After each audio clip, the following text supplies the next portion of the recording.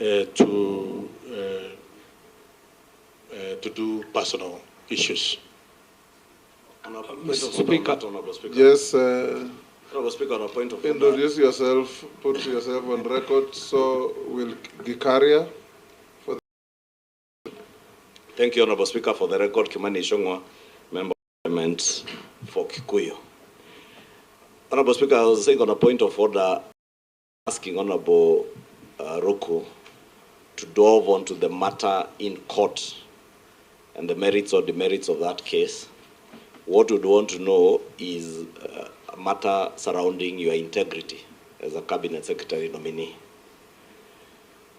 Are there instances then, even on that matter in court, where you have defaulted in paying rent owed to a landlord whose house you occupied, and have you settled that debt? Because I think that is a matter that Member for Kwanza was trying to allude to, because again, we cannot hide behind the sub judice rule that is a matter before court and the technicality of the matter not having been on a sworn affidavit. We therefore want to know, have you defrauded anybody, whether on rent or on any other matter? Because the matter touches on your integrity as a public officer. Thank you, Honorable Speaker. I can confirm I have not defaulted or defrauded anybody on matters rent or matters concerning private business or private engagement. But we have very crooked people out there who may want to defraud you just because they think you have this title, and now they come up with all manner of claims. That's why, Honorable Speaker, I categorically say no to some of such individuals. Yes, Caleb. Yeah. Yes, Daud, which one? My question about the Public Service Commission, being an independent commission, I asked you whether you are aware of changes which are being made to the Public Service Commission, and if you are appointed, will you interfere with the Public Service Commission roles? Honorable Speaker, I confirm that the Constitution of the Republic of Kenya is clear on the functions and mandate of Public Service Commission, and I will abide by the Constitution of Kenya without interfering the mandate and functions of Public Service Commission. However, thank you. Caleb? Yeah. Then Mishi, then Shuria. Yeah, thank you. I wish you were as brief as that, you'll have moved faster. Speaker, I just have two questions. One, the office that you are going to occupy, if you are approved by this committee, requires a person of high emotional intelligence. And you've seen previously public officers, after they're either impeached or fired, they come out and release information to the public, information that probably the public ought to have known while you are serving in that office. But we get treated to these theatrics after you've left the office. And that is actually from even your immediate, the immediate former occupier of that office. They came out and released information, which of course should have been released earlier, so that the public is supposed to know what happens also. But why am I asking you this is because your bills that have come out, be it the Anti-Corruption, the Demonstration Act, it looks like they are out of emotion. If demonstrations were done by the other camp, maybe the supporters of Raila, they were done by Gen Z, they were not favorable to your side. And that's the reason why you decided this is how I'm going to handle my opponents. So this puts you on a person who lacks emotional intelligence. You act out of emotions, and this is a position that requires a person of high integrity as well as emotional intelligence. Are you emotionally intelligent enough not to treat us to another Muturi kind of theatrics? Then secondly, the Huduma Center and services, it looks it was a revolutionary idea, but it has had a lot of Kenyans have complained so much about the services at Huduma Center, whether it is working, whether the data from the citizens are protected or are not susceptible to international, hackers. How safe is our data? How revolutionary was this idea? And how are you prepared to handle Huduma Center services to the satisfaction of the citizens? Because as it is now, citizens are not, and this is the meeting point of all citizens of Kenya, whether they are from opposition or the government, whether they are supporting you or not, this is the meeting point of citizens and its government. How are you going to make this service once more satisfactorily given to the citizens of Kenya? And what is your ideas, the revolutionary ideas you carry with you to give some changes to this very important service? Mishi. Honorable Mishi. Yeah, thank you, Chairman. Yeah, I have two questions to Honorable Ruku, who used to be our colleague, but today we are doing vetting. To Honorable Ruku, your predecessor advocated for the Office of the Attorney General to have direct recruitment powers by passing the Public Service Commission. So for you, my question is, what is your perspective on this approach? Do you believe other public offices should pursue similar autonomy in their recruitment processes? Do you also think that this can assist in fighting corruption in terms of public recruitment, especially in the issue of nepotism and tribalism? That's my first question. My second question, what are your views on the proposal to amend the Constitution to reduce the number of elected and appointed public officials to alleviate physical pressure caused by the public sector wage bill? Thank you, Honorable Chairman. Thank you, Mishi. Next, Sharia. Thank you, Honorable Speaker. To the nominee, strategic planning is crucial in realizing new policies within the public service. It guarantees that government agencies function efficiently and effectively while remaining responsive to the needs of the citizenry. What is your experience, if any, in strategic planning and policy formulation? I thank you, Honorable Speaker. Thank you. Can you answer those three? Thank you, Honorable Speaker. The emotional stability. Yes, Honorable Speaker. I'm able to, it's not only the two bills which my colleague has mentioned, but also, Mr. Speaker, I came up with the virtue asset bill, which is on different stages of legislative, which is an extremely important bill on matters to do with virtue assets within the space of our republic. I also came up with the election amendment bill, which is also in different stage, as well as sustainable development bill, which is also in different stages of legislative process. Honorable Ruku, the question from Caleb was very simple. Do you have high emotional intelligence or not? And was your proposal to amend the demonstrations law driven by, what word did you use? Lack of emotional intelligence. It's as simple as that. Okay. Thank you. Yes. It was not driven by lack of emotional intelligence, Honorable Speaker. Then go on and answer him about Huduma centers. Thank you, Honorable Speaker. Yes, Huduma centers are revolutionize the way government services are offered in Kenya, and we need to move with speed and ensure we have a Huduma Center in each and every constituency or in each and every sub-county in Kenya. At the moment, we have about 52 Huduma Centers, and we have 290 constituencies. So we have quite a number of constituencies without Huduma Centers, and we need to our fast track with, of course, the National Assembly to ensure we have the necessary resources for the Huduma Centers across the Republic of Kenya.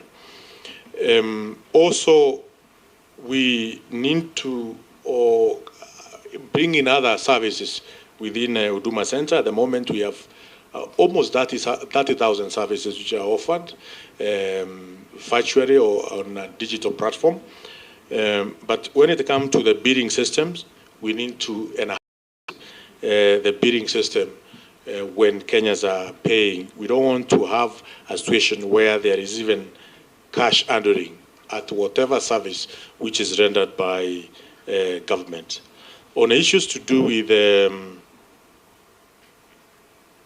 strategic planning, yes, I served as a trustee of Water Sector Trust Fund, and a strategic plan is a purview of the board, and I was one of those who went through the process of having developing a strategic plan for Water Sector Trust Fund in the year 2015.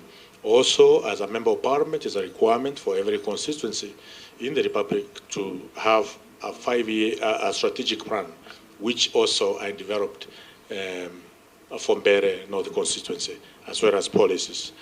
In terms of wage bill, I think I talked about the wage bill. Yes, we need to conduct a review of the public servant and the public services which are offered, and know whether we need some of them or not, and we see how we can cut down the wage bill, but at the same time remunerating those who are doing a good work or good work within the public service. But we need also how to take care of predecessor supported autonomy for the ages of his membering of PSC to give autonomy to all other government entities to recruit on their own. My approach, Honorable Speaker, is to come up with a unified digital government where all bodies within the government, whether it is police, National Police Service or Judicial Service Commission, all the recruiting agencies, we have about 1 million employees or public servants who are in county government, in Teacher Service Commission, in the military, or that we can be able to have a unified digital government or every institution knows what is happening in an institution called Central Bank, knows what is happening in each other, and every institution has an autonomy of carrying out their mandate properly. But are you supporting dismantling of public service recruiting and allowing everybody to recruit, or not? By the functions stipulated on the Can we have Raso, Mole, and then Naisula? Thank you very much, Honorable Speaker. Honorable Ruku, I believe you are familiar with the phrase, Caesar's wife must be above suspicion. You have been involved in carbon credit, and also in your response to Honorable Kosing, you are likely to be in charge of famine relief to those deprived communities in arid and semi-arid lands. My question is, are we position are not going to enrich yourself or those around you? My second question is going through your CV. I note that you have not worked with mainstream government. And further, you have worked with foreign governments here in Kenya by association or by doing business with them. Are you familiar with Official Secrets Act? And if so, how will you be bound by it? Thank you, Honorable Speaker. Mule. Thank you very, Honorable Speaker. Nominee, first I want to pick from where Ichung was left on the issue of integrity. And I've heard you say very clearly that you don't owe anybody. I just want to remind you, you are before this committee under oath. And if we sit down as a committee and we find that you lied to us, how do you want us to treat you as our colleague? Secondly, in the realignment of the government, it's perceived that everybody joining cabinet is an expert, and it can be alluded for the last nominations we have done. Are you experts in public matters? And what is your expertise? Thank you. Naisola. Thank you, Chairman. So, listening to my colleagues and most of the perceptions that are out there, you know, depending on the laws that you proposed, so it seems that, and even what others would think, you're abrasive on the positions that you take them so strongly. I'd be keen to hear from you what leadership skills you'll be bringing to the table, from hearing from you, and not just the perceptions that probably we have or colleagues might have, that you'll be bringing to the table. Secondly, the issue of interns in public service. There's a program that's going on that interns are recruited for a year, and after the year, they go back to look for employment. I would like to hear what is your take on the absorption of interns into the public service after they finish their internship. Thank you. Can you answer those three? Thank you, Honorable Speaker. On matters carbon credits, I did not understand. How did it come in? I was asked by Russell, he asked you, you are going to be in charge of distribution of relief food and other relief materials. Are you going to use your position, if you are found suitable, to enrich yourself? No, Honorable Speaker, I will not use my position to enrich myself. That was your question, Honorable Russell. Now go to Mule. There is a second part of my question. Yes. And it has to do with the Official Secrets Act. Yes. I will be I will abide by the oath of secrecy as a public servant and as a cabinet secretary. Now go to Mule. Have you lied to this committee? Honorable Speaker, I have not lied to this committee. That was your second question. What is your expertise Honorable and Speaker, suitability for the office to which you are nominated? I have served as a member of parliament, which is a public office, for 2.5 years, and a very rigorous office for that matter. And as I said from the beginning, I am subjecting myself to Article 10 of our Constitution to ensure I serve the people of Better North with commitment and dedication, where we have done a very commendable job in terms of administering bursaries, doing our schools, and anything that is within the mandate of a member of parliament as far as the people of Better North whom I represent. Go to Naisola's question.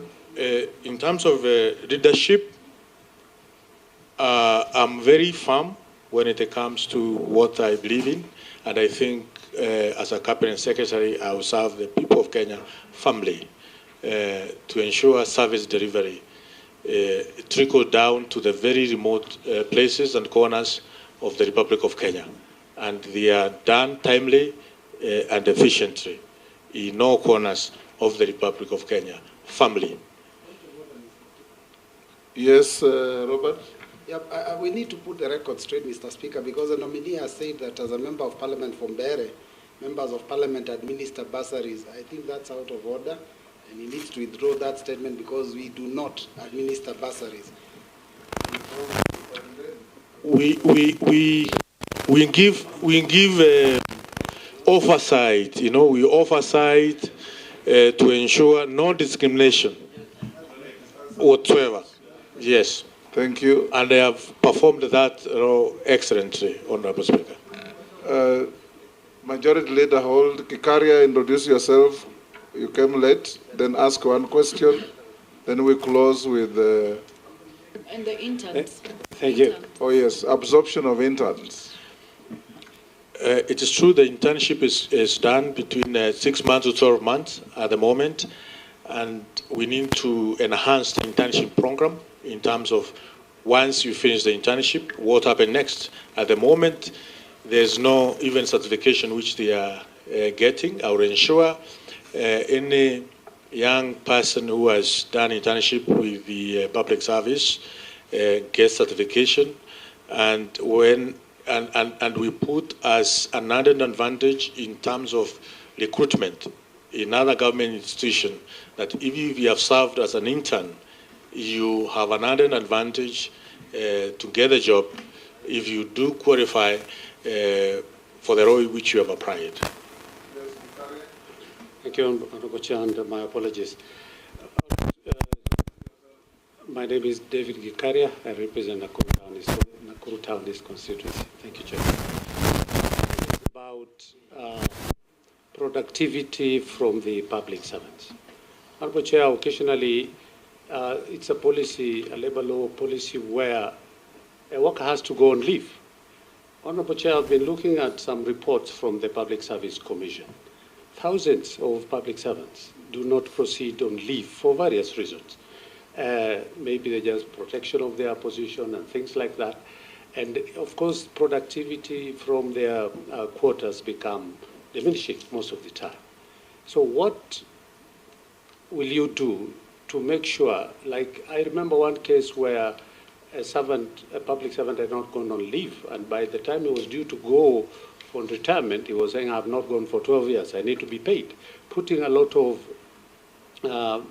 wage bill on the government where somebody, so. Is there a policy that abolished that selling leave days to government? Well, I'm just saying it was a past thing. So talk about current things.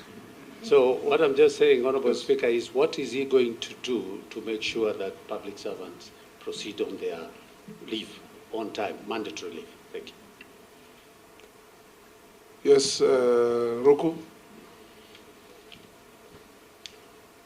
Honorable Speaker, in terms of productivity from the public service, yes, we will ensure that we have accountability as far as public servants are concerned. The output, to ensure the output is measurable, we come up with such innovations as timesheets, which shows that indeed you have gone to workstation and you are doing as per the required of your workstation of your or other service which you're offering to the public. So these will be tools, some of the tools which we will use to measure your output, and in that case to ensure you are productive within your work station. And this should be mainstreamed across all the government institutions or all the government ministries. For instance, I can give an example, if you allow me, Honorable Speaker, that in judiciary, we have a prosecutor, we have an investigator, we have a magistrate, and if one of them is out of the workstation, one of them does not do his or her job properly, then the entire process is derailed. So we ensure that if you are on a case investigator, you do your investigations timely. If you are a prosecutor, you don't go to a magistrate and request 2 months to do the investigations, you know. So that Kenyans can have value for their money. On retirement, the policy at the moment is that once you reach the age of 60, you should proceed to retirement. We ensure the process is, the system is digitized. We know when you got into employment, when your date of birth, and by the time you are hitting 60, unless the very specialized skills which may be required within the public service, of course, through the recommendation of Public Service Commission, that you may have 2 years probably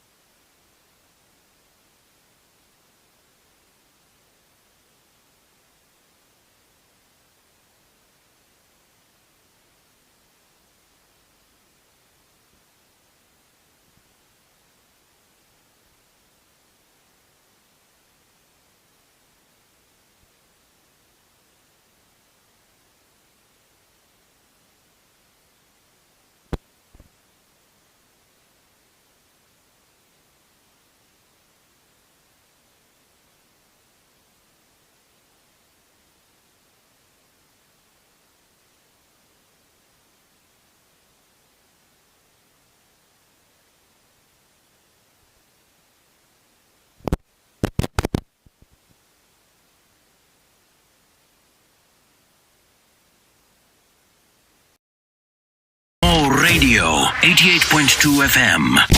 We are in charge.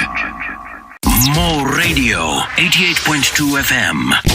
We are in charge. More Radio 88.2 FM. We are in charge. More Radio